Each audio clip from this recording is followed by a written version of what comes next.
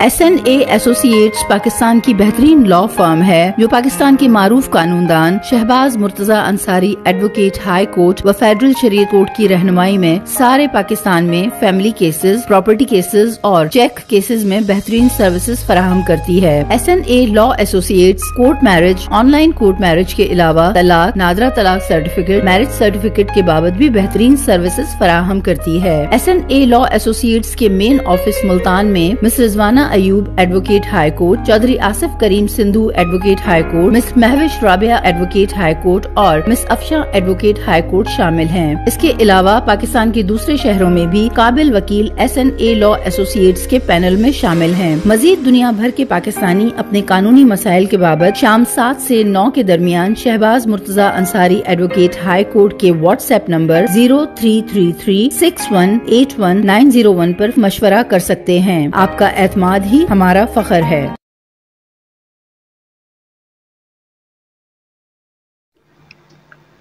अस्सलाम वालेकुम। Shahbaz Murtaza Ansari advocate high court federal शरीयत कोर्ट मुल्तान पाकिस्तान से आपसे मुखातिब हूँ। आज का जो मेरा लेक्चर है वो एक ऐसा अनोखा वाक़या हुआ है जिसमें एक तो हमारा जो इन्वेस्टिगेशन सिस्टम है, थानों में जो तफ्तीश होती है, वो एक्सपोज हुआ है और इसको आप अफसोसनाक वाक़या भी कह सकते हैं और इसको जो आप एक शॉकिंग न्यूज़ भी कह सकते हैं। हुआ इस मामले में ये है कि एक बच्ची जिसके बारे में ये FIR दर्ज हुई थी कि वो अगवा हुई है और उसके बारे में पुलिस ने मुलज़म भी पकड़ लिया था, उससे इतराफ़ जुर्म भी करवा लिया था और ऐन मुमकिन था कि वो फांसी पे चढ़ जाता, लेकिन वो लड़की ज़िंदा थी और घर आ गई। तो ये क्या वाक़या है और इसके जो मुख्तलिफ पहलू हैं वो मैं डिस्कस करूँगा। तो आप लोगों ने अब तक मेरे अगर YouTube channel Shahbaz Murtaza Ansari advocate को सब्सक्राइब नहीं किया तो काइंडली सब्सक्राइब करें, लाइक करें और दोस्तों में शेयर करें ताकि उनको मेरी वीडियोस मिलती रहें। जी, ये जो वाक़या है ये पाकपतन का वाक़या है।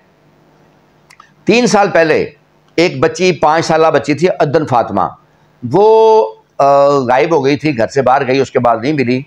तो बच्ची के एक रिश्तेदार हैं, बच्ची के रिश्तेदारों को मोहल्ले में एक लड़का है मुजम्मल, उस पर शक था। उन्होंने उसके ख़िलाफ़ दरख्वास्त दी कि हम इस पर शक है, इसने बच्ची जो है अगवा कर ली होगी। तो वो तफ्तीश वगैरह हुई लेकिन उसको छोड़ दिया गया, तफ्तीश में बेगुनाह करार पाया।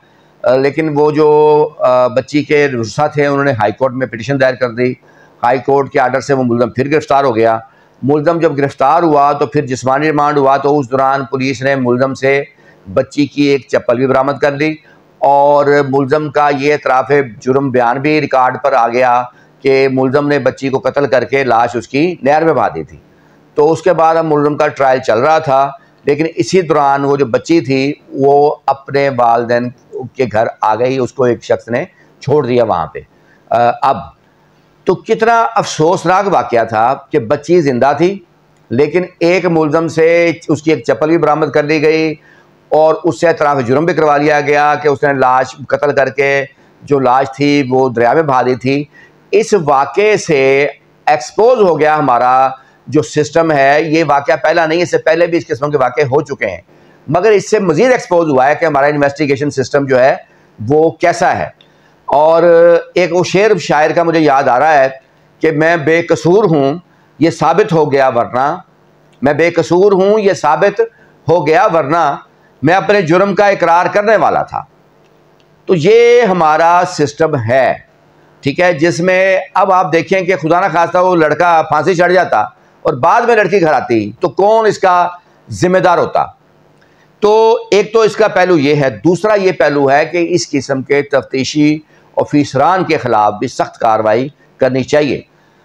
एक तो पुलिस आर्डर 2002 है, उसमें पुलिस जो ऑफिसर हैं जो गलत तफ्तीश करें या मिसकंडक्ट करें या रिश्वत लें, जो भी उनके ख़िलाफ़ उसके तहत कार्रवाई की जा सकती है। दूसरा, अगर वो रिश्वत लेकर कोई ऐसा तफ्तीश गलत करते हैं तो उनके खिलाफ एंटी करप्शन में भी कार्रवाई की जा सकती है।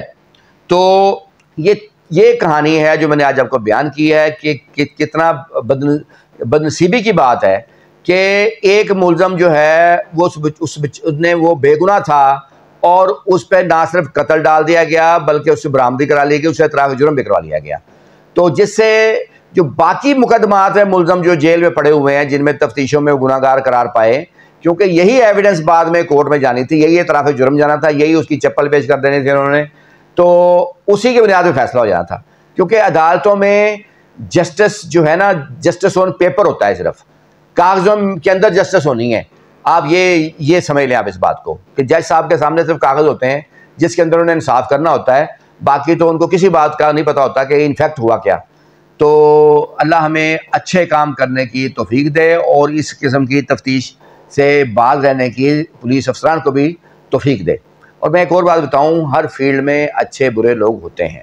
हमारी वकला की फील्ड में भी ऐसे ही है, जजेस की फील्ड में भी ऐसे ही है, इसी तरह पुलिस में भी है। बड़े बड़े ईमानदार पुलिस ऑफिसर पड़े हैं जो अपने ज़मीर पर, अपने काम पर समझौता नहीं करते।